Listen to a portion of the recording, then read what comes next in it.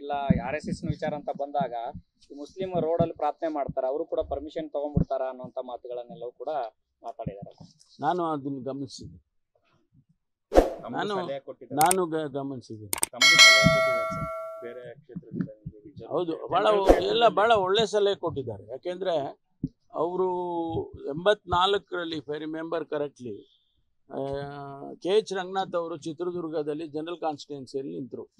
ಅವರು ರಿಸರ್ವ್ ಕಾನ್ಸ್ಟಿಟ್ಯೂನ್ಸಿನಲ್ಲಿ ನಿಲ್ಲಬೇಕು ಅನ್ನೋದು ಸ್ವಾಭಾವಿಕವಾಗಿ ಒಬ್ಬ ಶೆಡ್ಯೂಲ್ ಕಾಸ್ಟ್ ಲೀಡರ್ ಆಗಿ. ಆದರೆ ಜನರಲ್ ಕಾನ್ಸ್ಟಿಟ್ಯೂನ್ಸಿನಲ್ಲಿ ನಿಂತು ಪಾರ್ಲಿಮೆಂಟಲ್ಲಿ ಗೆದ್ದರು. ಈಗ ರಾಜಣ್ಣ ಅವರು ಮಧುಗಿರಿ ಕ್ಷೇತ್ರ ಜನರಲ್ ಆಯಿತು. ನಾನೇ 20 ವರ್ಷ ನಾನೇ ಪ್ರತಿನಿಧಿಸ್ತಿದ್ದೆ.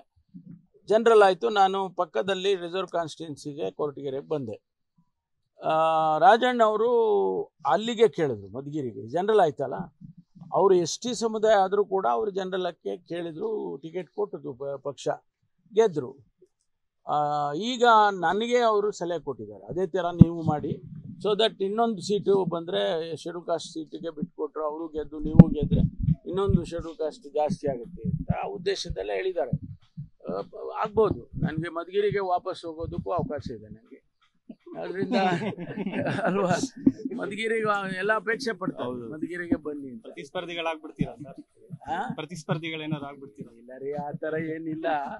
ಅವ್ರು ಹೇಳಿದ್ದಾರೆ, ಒಂದು ಒಳ್ಳೆ ಸಲ ಹೇಳಿದ್ದಾರೆ. ಅವ್ರದ್ದು ಉದ್ದೇಶ ಬಹುಶಃ ತುಮಕೂರಿಗೆ ನಾನು ಹೆಚ್ಚು ಈಗ ತುಮಕೂರಿಗೆ ಓಡಾಡ್ತಾ ಇದ್ದ, ದಸರಾ ಎಲ್ಲ ಮಾಡಿದ್ರು, ಅದಕ್ಕೆ ತುಮಕೂರಲ್ಲಿ ನಿಲ್ಲಿ ಅಂತ ಅನ್ನೋ ಥರ ಏನೋ ಹೇಳಿರ್ಬೋದೇನೋ, ಗೊತ್ತಿಲ್ಲ, ನಾನು ಇನ್ನೂ ಮಾತಾಡಿಲ್ಲ. It's A good suggestion. Rahul Gandhi ಅವರು ನವೆಂಬರ್ 19ಕ್ಕೆ ಸ್ಟೇಟ್ಗೆ ಬರ್ತಾ ಇದ್ದಾರೆ ಅಂತ, ಕ್ಯಾಬಿನೆಟ್ ರೀಶಫಲ್ ಎಲ್ಲ ಚರ್ಚೆ ನಡೆಯುತ್ತೆ ಅಂತ ಒಂದು. ಇನ್ನೂ ಅವ್ರದ್ದು ಇದು ಬಂದಿಲ್ಲ, TP ಬಂದಿಲ್ಲ, ಬಂದ ಮೇಲೆ ಗೊತ್ತಾಗುತ್ತೆ. ಕ್ಯಾಬಿನೆಟ್ ಡಿಸಿಷನ್ ಆದ್ಮೇಲೆ ಅಫಿಷಿಯಲಿ ಜಿಒ ಇನ್ನೂ ಆಗಿದೆ. ಆಡಳಿತ ಇಲಾಖೆ ಬರೀ ತುರ್ತು ಆದೇಶ ಮಾಡಿದ್ದಾರೆ, ಹೊಸ ಮಾರ್ಗಸೂಚಿ ಬರೋ ತನಕ ಇದನ್ನ ಫಾಲೋ ಮಾಡಿ. ಮಾರ್ಗಸೂಚಿ ಯಾವಾಗ ಆಗ್ತದೆ? ಯಾಕಂದ್ರೆ ತುಂಬಾ ಜನ ಕನ್ಫ್ಯೂಷನ್ಸ್ ಇದೆ, ಪರ್ಮಿಷನ್ ಕೊಡಬೇಕಾ ಬೇಡವಾ ಅಲ್ಲ. ಅದರಲ್ಲಿ ಈಗಾಗಲೇ ಕ್ಲಾರಿಟಿ ಇದೆ, ಅದು ಇಲ್ಲ ಅಂತ ಅಲ್ಲ.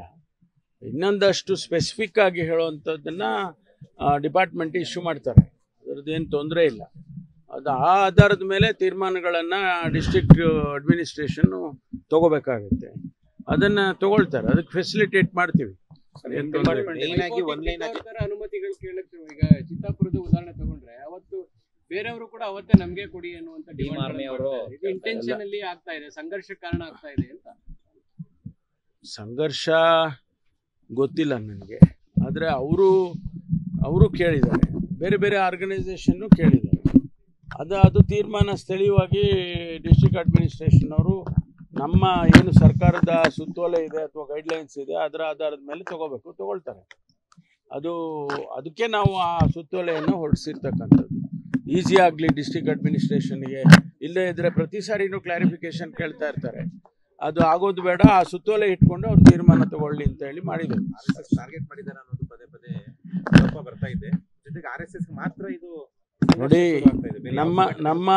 ನಮ್ಮ ಸುತ್ತೋಲೆ ಅಥವಾ ಆದೇಶನ ತಾವು ನೋಡಿದ್ದೀರ ಅಂತ ಅನ್ಕೊಂಡಿದ್ದೀನಿ. ಅಲ್ಲಿ ಎಲ್ಲಾದರೂ ಅದೇ RSS ಶಬ್ದ ಬಂದಿದೆಯಾ? ಸುಮ್ಮನೆ ಅನವಶ್ಯಕವಾಗಿ RSSಗೆ ಮಾಡಿದ್ದಾರೆ, RSSಗೆ ಮಾಡಿ. ನಾವು RSSಗೆ ಒಬ್ಬರಿಗೆ ಮಾಡಲಿಲ್ಲ, RSSನ ದೃಷ್ಟಿ ಇಟ್ಕೊಂಡೇ ಮಾಡಿಲ್ಲ. ನಾವು ಎಲ್ಲ ಈ ಸಂಘರ್ಷ ನೀವು ಹೇಳಿದ್ರಲ್ಲ, ಈಗ ಬೇರೆ ಬೇರೆಯವರೆಲ್ಲ ಕೇಳ್ತಾರೆ, ಅದು ಸಂಘರ್ಷ ಆಗಬಾರ್ದು ಮತ್ತು ಪೀಸ್ಫುಲ್ಲಾಗಿ ಅಟ್ಮಾಸ್ಫಿಯರ್ ಇರಬೇಕು ಅಂತೇಳಿ ಯಾರಿಗೂ ಕೊಡೋದೇ ಬೇಡಪ್ಪ. ಸರ್ಕಾರಿ ಶಾಲಾ ಕಾಲೇಜುಗಳಲ್ಲಿ ಅಲ್ಲಿ ಇಟ್ಟಿರೋದೇ, ಶಾಲಾ ಕಾಲೇಜ್ ಇರೋದೇ ಬೇರೆ ಪರ್ಪಸ್ಸಿಗೆ, ಅಲ್ಲಿ ಮಕ್ಕಳು ಆಟ ಆಡೋದಕ್ಕೆ, ಅವ್ರ ಕಲ್ಚರಲ್ ಇವೆಂಟ್ಸ್ ಮಾಡ್ಕೊಳ್ಳೋದಕ್ಕೆ, ಅಥವಾ ಅವರೇನಾದರೂ ಬೇರೆ ಬೇರೆ ರೀತಿಯಲ್ಲಿ ಡ್ರಿಲ್ಗಳು ಮಾಡೋದಕ್ಕೆ, ಫಿಸಿಕಲ್ ಎಜುಕೇಷನ್ ಕೂಡ ಇರುತ್ತೆ, ಸ್ಪೋರ್ಟ್ಸ್ ಇರುತ್ತೆ, ಅದಕ್ಕೆಲ್ಲ ಅವರು ಉಪಯೋಗಿಸ್ಕೊಳ್ಳಿ ಅಂತೇಳಿ ಇದನ್ನು ನಾವು ದೃಷ್ಟಿಯಲ್ಲಿ ಇಟ್ಕೊಂಡು ಮಾಡಿದ್ದೇವೆ.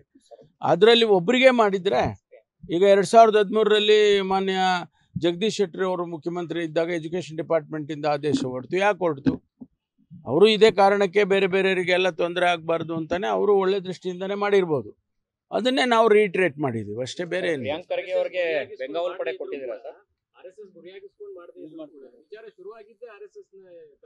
ಯಾವುದಾದ್ರೂ ಒಂದು ಸಮಸ್ಯೆ ಬಂದಾಗ ಒಂದು ಸೊಲ್ಯೂಷನ್ ಕಂಡುಹಿಡಿಬೇಕಲ್ವಾ? ಯಾವ್ದಾರ ಒಂದು ಸಮಸ್ಯೆ ಬಂದರೆ ಆ ಸಮಸ್ಯೆಗೆ ಉತ್ತರ ಕಂಡುಹಿಡಿಬೇಕಲ್ವಾ? ಅದಕ್ಕೆ ಸರ್ಕಾರ ಇರೋದು. ಈಗ ಸಮಸ್ಯೆ ಬಂತು, RSS ದೃಷ್ಟಿಯಿಂದನೇ ಬಂತು ಅಂತ ಇಟ್ಕೊಳ್ಳೋಣ. ಆ ಸಮಸ್ಯೆ ಬಂದಾಗ ಸಂಘರ್ಷಕ್ಕೆ ನಾವು ಅವಕಾಶ ಮಾಡಿಕೊಡದೆ ಪೀಸ್ಫುಲ್ ಆಗಿ ಆಗಲಿ ಅಂತೇಳಿ ನಾವು ಮಾಡಿದ್ದೀವಿ.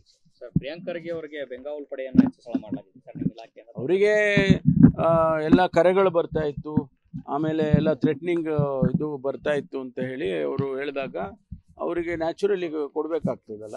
ಒಬ್ಬ ಸಚಿವರಿಗೆ, ಒಬ್ಬ ಕ್ಯಾಬಿನೆಟ್ ದರ್ಜೆ ಸಚಿವರಿಗೆ ನಾವು ಅಷ್ಟು ರಕ್ಷಣೆ ಕೊಡಲಿಲ್ಲ ಅಂತ ಹೇಳಿದ್ರೆ ಸರ್ಕಾರ ಇತ್ತು ಏನು ಪ್ರಯೋಜನ? ಲೇಟೆಸ್ಟ್ ಹಾಗೂ ಇಂಟ್ರೆಸ್ಟಿಂಗ್ ಸುದ್ದಿಗಳಿಗಾಗಿ ಬಾಸ್ ಟಿವಿ ಕನ್ನಡ ಚಾನೆಲ್ನ ಸಬ್ಸ್ಕ್ರೈಬ್ ಮಾಡಿ. ಹಾಗೆಯೇ ಬೆಲ್ ಐಕಾನ್ ಪ್ರೆಸ್ ಮಾಡಿ. ಇದರ ಜೊತೆಗೆ ಫೇಸ್ಬುಕ್, ಇನ್ಸ್ಟಾಗ್ರಾಮ್, ಎಕ್ಸ್ನಲ್ಲೂ ಮಿಸ್ ಮಾಡದೆ ಫಾಲೋ ಮಾಡಿ.